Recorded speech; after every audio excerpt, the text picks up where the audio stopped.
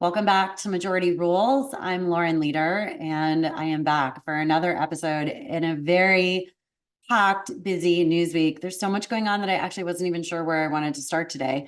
I do think we have to start with Israel, which I have not talked about Israel on this show at all, and somewhat intentionally because I really wanted to focus this on some other things. I have spent quite a bit of time in my other media talking about the atrocities that were perpetrated against Israeli women on October 7th, and of course the ongoing hostage crisis, which is so centrally a women's issue because so many of the hostages are young women who we now know are, have been subject, most likely because of the stories that have come from the women who've been released, to truly horrific abuse. But today seems like a really important day in terms of what's happening in Israel for a couple of reasons. One, because of the horrific attack, death of the 7 workers from World Central Kitchen, which is just heartbreaking beyond. But it is certainly continuing to expose rifts in terms of support for Israel and ongoing questions about the humanitarian response. I was personally dismayed that Jose Andres, who has been nominated for a Nobel Peace Prize, who is truly one of the great humanitarians of our time, took to social media in the last few days since the horrible deaths of these amazing aid workers to really take aim at Israel in some ways that I think were probably unfair. We don't know yet what happened. It is unacceptable under any circumstances, but war is hell. And the United States has been responsible for unintended killings in every war that we've been in. It unfortunately happens. It doesn't make it acceptable or right, but it happens. And I think it's too soon to know. I personally do not believe there's any universe in which this was intentional by the Israelis. But still, that said, clearly the tension's extremely high between Netanyahu, who faces massive protests at home, who is an incredibly polarizing figure in his own nation, and the Biden administration. And from a readout that I just saw right before we taped, the president really giving Netanyahu a pretty serious ultimatum about accepting whatever the next options are in terms of a ceasefire agreement from Hamas. To date, Hamas has rejected every single ceasefire agreement that has come, but it does seem like the administration is really getting to the end of their rope.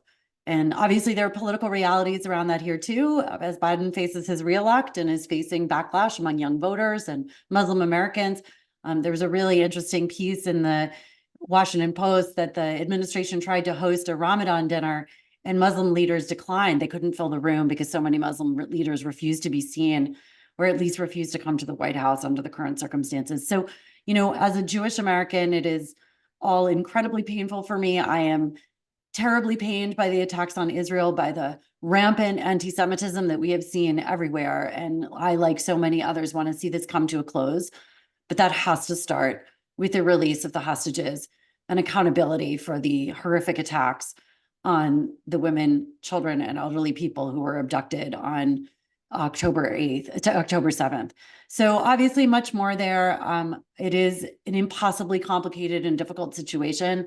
Part of why I haven't talked about it so much on this show yet, but I thought it was worth touching on just given how cataclysmic I think the events of this week were politically and also just in terms of the ongoing humanitarian response. Switching now to the home front, also an epically important political week for women and for women's news because of what happened in Florida. And, again, like one of these sort of incredibly complicated landscapes to describe, because on the one hand, a horrible setback, a terrible, devastating loss for the women of Florida, who now basically face a complete and total abortion ban in the state 6 weeks before most people know they're even pregnant. It's in a just impossible situation for Florida women.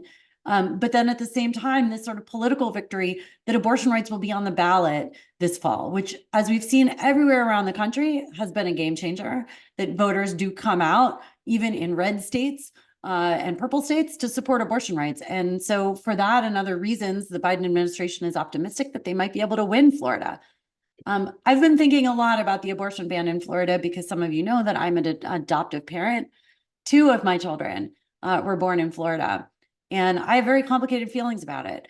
I when I think about the life circumstances of the women who chose to let their children be adopted, who are now my children, and the profound suffering that they experienced during their pregnancies, to think that there will be now thousands more women that have to go through that is just, it's so hard to fathom. And there is basically no infrastructure and support in the state of Florida. Like so many of these states that have banned abortion, it will be the poor women who suffer. It will be the families and children who suffer. And we have another 6 months until that ballot initiative. I have every confidence that the Florida voters will soundly endorse abortion rights. And it is going to be a political earthquake in the state of Florida. So lots to continue watching there. A couple more stories that I've been watching, which I think were really interesting today. Iowa Governor Kim Reynolds, rolled back a law in the state that required 50% women on boards and commissions in the state of Iowa. She rolled it back because apparently she thinks they don't need it, which is just astonishing to me because it's a woman governor voting against her own interests by repealing a law in the state that actually made it possible to ensure that there would be a decent gender balance on state commissions. And she, of course, points to the fact that they've succeeded, that there is about 48% women on the state boards and commissions. But part of that is because folks are obligated to consider women. Her argument is that it's a quota, that it prevents qualified people from finding jobs, which is not true because the law already had an exception that if you could not find somebody in 90 days, if you couldn't find a woman in 90 days, that there was an exception to the law. But it's like one more step in this kind of relentless rollback of not just diversity and inclusion, but like any effort in this country to create a level playing field for women, for people of color. This is like target number one for folks on the right, and I think unfortunate for the women of Iowa. So I hope all of the Iowa women who are watching this, and I know lots of you, I hope you all go out and apply to be on state boards and commissions because we actually really need women in those roles. I sat on one in my town in Westchester. It was almost all men. And that's because that's how these things often go. It winds up being friends of friends of friends of friends. And we need women in those roles.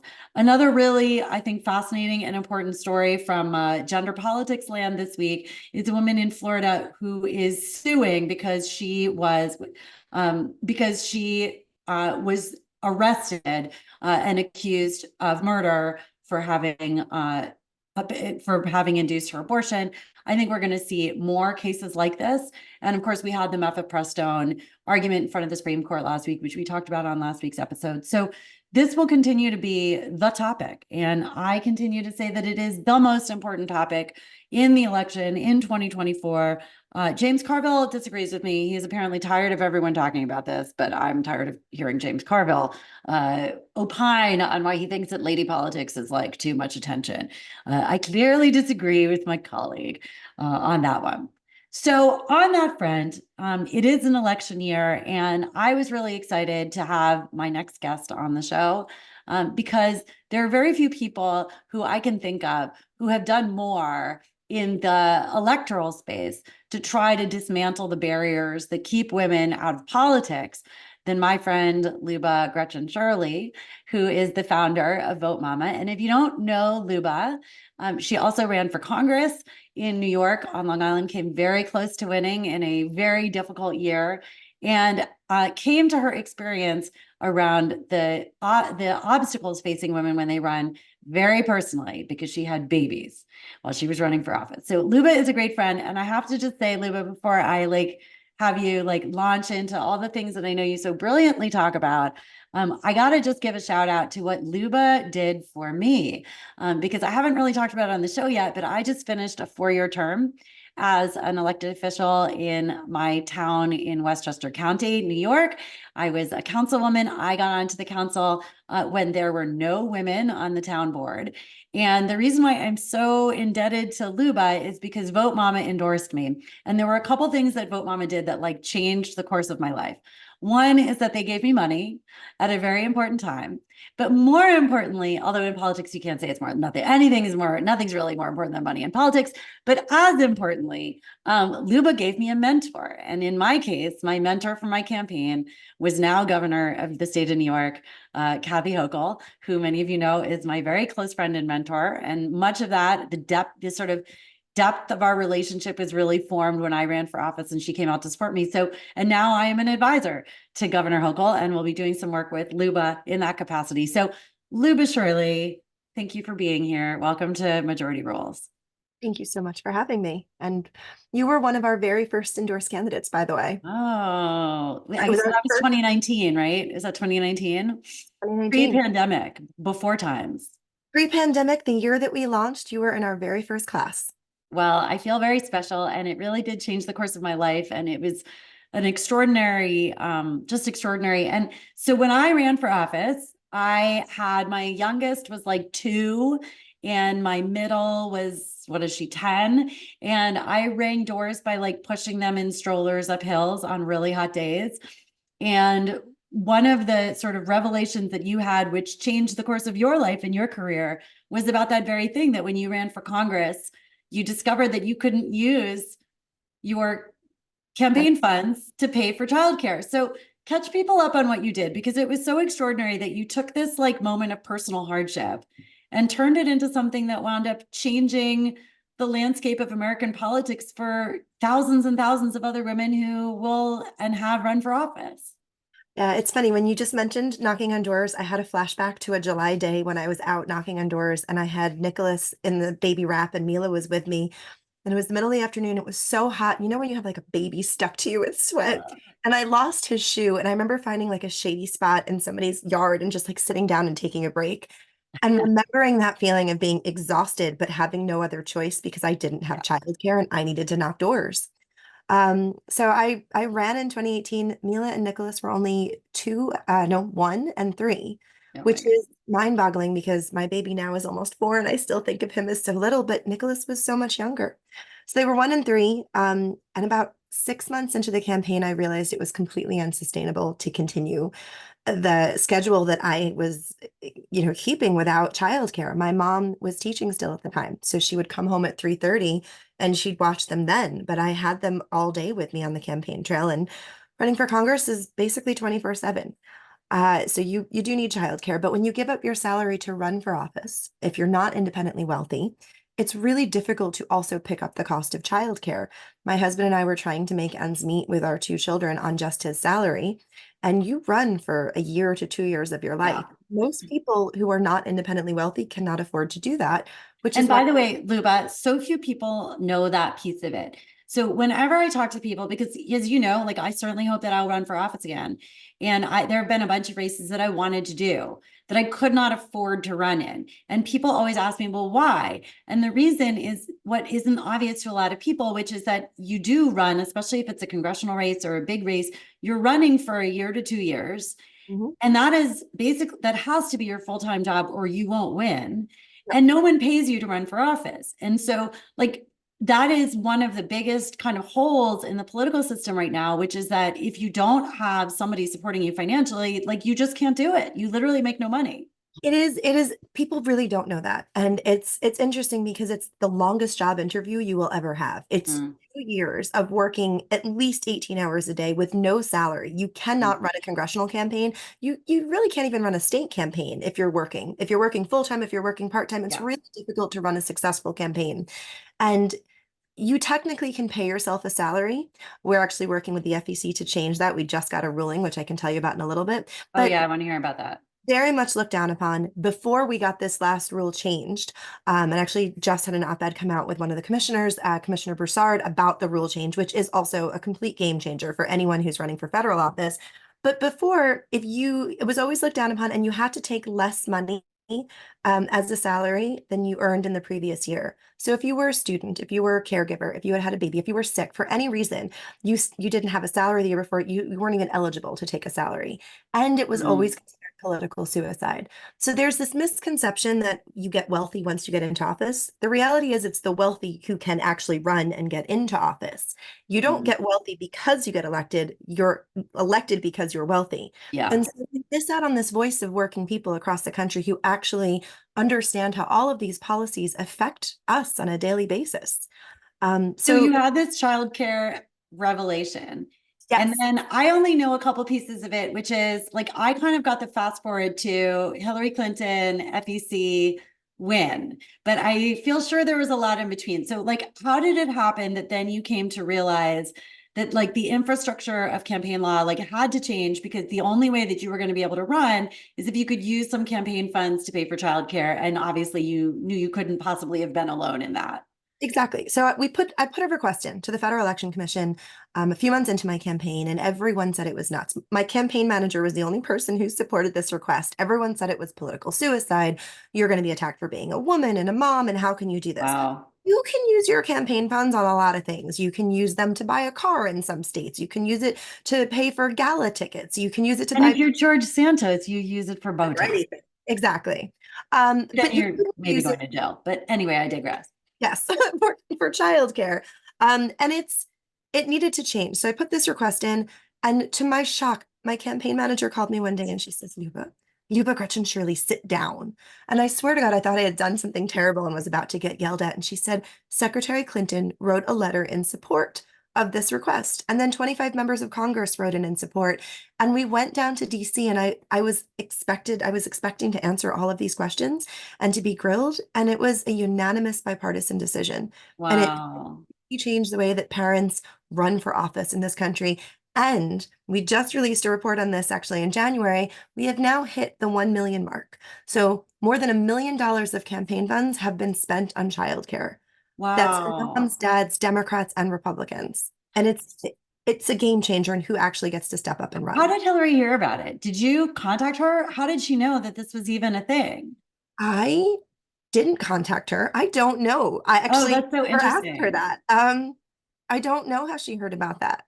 That's so cool though. So, okay, so here's another thing that people find confusing. Okay, so it's the federal campaign. So if you were running for Congress or the Senate, or that's it, right? It's or like that's it, right? Those are the only two that are covered by this FEC ruling, which allows you to pay for childcare. So then everything else is state by And, state, and right? presidential. And And the presidential. presidential. Okay, God willing, we have a mom running for We've president. had dads run for president and use campaign funds for childcare. Really? Yes. Who? Spill the Eric tea. Swalwell did, and oh my goodness, I can't remember there was another one, but it was Eric Swalwell and one other dad. That's so interesting. Okay. So, but here's what another piece that people don't always understand. So the FEC just controls those federal elections. So then everything else has to be state by state. And that's the work that you've been doing, right? It's to get more states to also allow.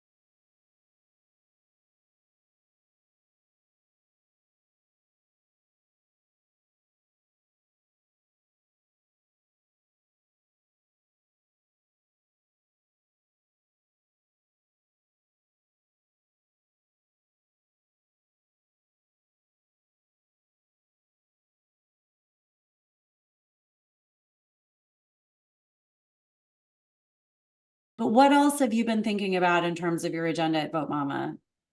So we're about to launch an entirely new state legislature modernization program. So we're now at 31 states with campaign funds for childcare. We actually just this report that we released at the state level, there's been a 2,156% increase in usage of campaign Wow. childcare. So it's needed. But that got us thinking about all of the other structural issues and structural barriers that hold women back both when they're running and when they're serving, because we also have this Politics of Parenthood research series where we're looking at how many moms are serving at the state level and how many moms are serving at the federal level. Okay, so what are the numbers? So moms of minor children at the state level, it's 5.3%, and at the Oh, federal level, it's 6.8%. At wow, the that's federal low. level, only 1.7% of Congress are Black moms of minor children. And Wow. it's you don't have to wonder why we have policies that are failing women and children across this country when you look at numbers like that. Wow. So the next level of state leg modernization that we want to work on, things like virtual voting, proxy voting, virtual committee Mm, participation, paid family leave for state legislators. Colorado is the only state that allows paid family leave for state come on. legislators. And it was Come on. Are you serious? only state. Brittany Patterson was a senator, state senator at the time. She's now in Congress. She's one of our Congress mamas, and she got that passed in Colorado.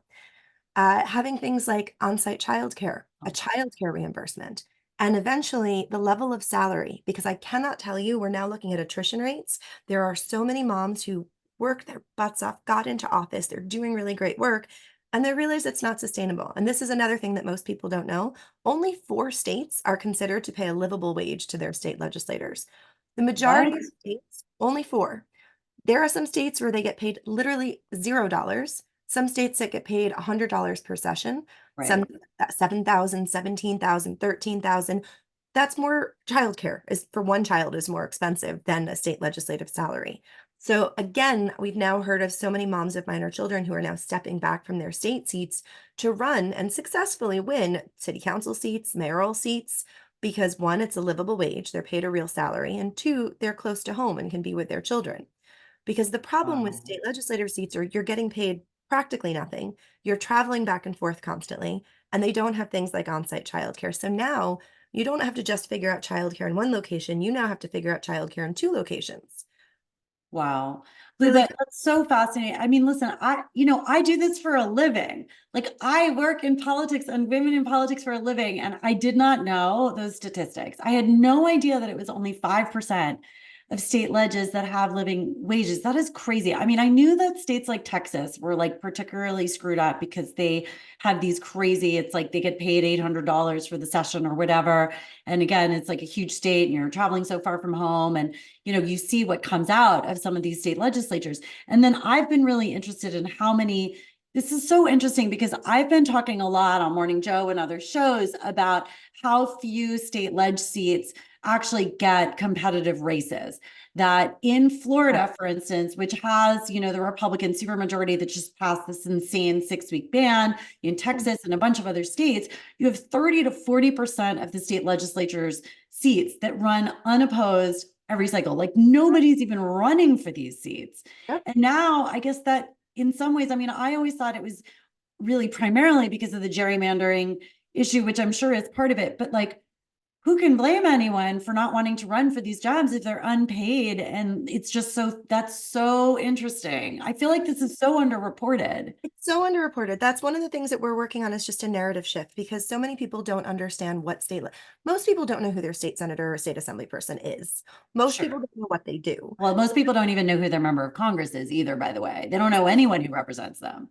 Which is it's true. We need so much civic education in this country, and we really need to invest in that. But especially at the state level, these seats were designed for old, wealthy, white, land-owning men to run. And the way that the sessions are set up, there's only 4 states that are paid a livable wage and considered a full-time legislature. The rest are considered part-time. But the reality is, even if it's considered part-time, because maybe you're only at the Capitol 6 months of the year or 3 months of the year, you're still doing constituent services the rest of the year.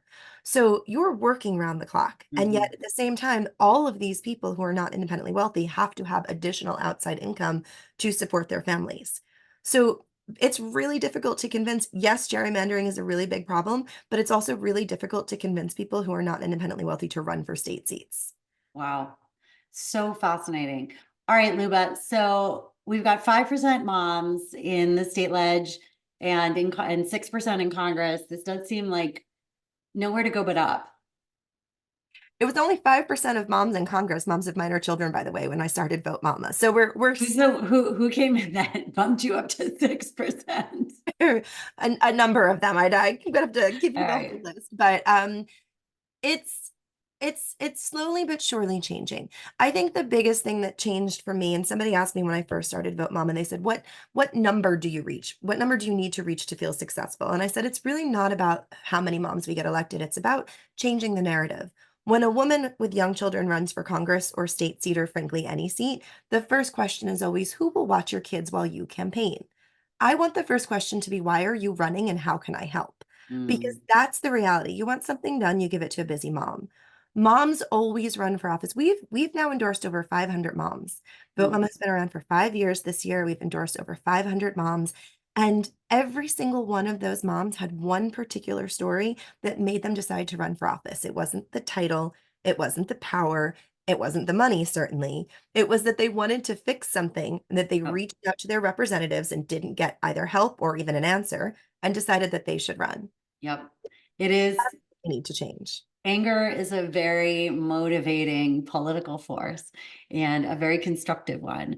And the reason why I know you and I both share our deep and abiding passion for women's political participation is exactly that. It's that women overwhelmingly serve because they want to serve, not Mhm. because they want to serve themselves. So, Luba, I'm so grateful for your amazing work and for everything that you've done for me in my career. And we're not done. I'm going to run again. And I will. You've heard it here. I've said it. I've said it out loud. I say it out loud all the time because then I feel like it's going to be real. I need to get my kid out of private school because I need a, I can't say this on my show because it's the least feminist thing that I could possibly say is that I need a wealthy guy to marry me and live my life. I told Emily's List when Emily's List called me a couple years ago, I was like, so I know this is like the least feminist thing that I could ever say. I was like, but there's two things that could happen here. I either win the lottery or I meet a very wealthy guy. So if you guys want to help me find one, then I will for sure run for this office. Maybe Think about that's your next project, Luba. Well, this No? is hold on. I'm gonna just tell you this. So Nabila Islam, she's a state senator in Georgia. Yeah. She ran for Congress during the pandemic with no health insurance because she wasn't married. She's married now, but she was a single Oh woman, my so God. she had no health insurance through her husband. So she ran the entire congressional campaign with no Oh health my insurance. God. She put a request into the FEC and asked if she could use her campaign funds to cover health care. Yeah. This was actually why I was down testifying at the FEC last year to try to expand that and to try Wow. to change the way that salaries work. So this is what I was telling you earlier. The way that the salaries now work is Yeah. that you can take, instead of just having it be dependent on the last year of income, they will now take the average of the last 5 years of income. Oh. And the really very exciting thing is before you had to wait till you make the ballot before you could pay yourself a salary, which takes about a year to make the ballot for most Yeah. people. Now you can take it the moment you file your paperwork and have raised enough money to actually cover a salary. All right. So you're saying that I should stop saying all of the things I've just said about why I can't run. You can now run for Congress and pay yourself a salary the moment you file your paperwork. So you Wow. really don't have an excuse because now you can Okay. do it. I think it's too late for this year, but I will. I That's true, promise. but you do it next cycle. Okay. That actually is really kind of a game-changing calculus. I'll be It calling. is. Luba, you're amazing. Thank you for your incredible work and for all that you do for mamas like me and all of us. And I'm super grateful for your relentless and tireless pursuit of better outcomes for the Thank, mama. thank you so much, my dear. And I'm grateful for all the work that you do and excited to keep working with you. It's an awesome conversation with Liuba Gretchen Shirley. You guys might have just witnessed me reconsidering my next run for elected office, thanks to her. So anyway, lots happening every week. We will be back next week with another episode of Majority Rules. You can catch us on the 2A app and on YouTube and on all the socials. And keep tuning in, spread the word, share our work far and wide. This is important. It's the news behind the news. It's the women making the news. I'm Lauren Leader, and this is Majority Rules. Thanks for tuning in.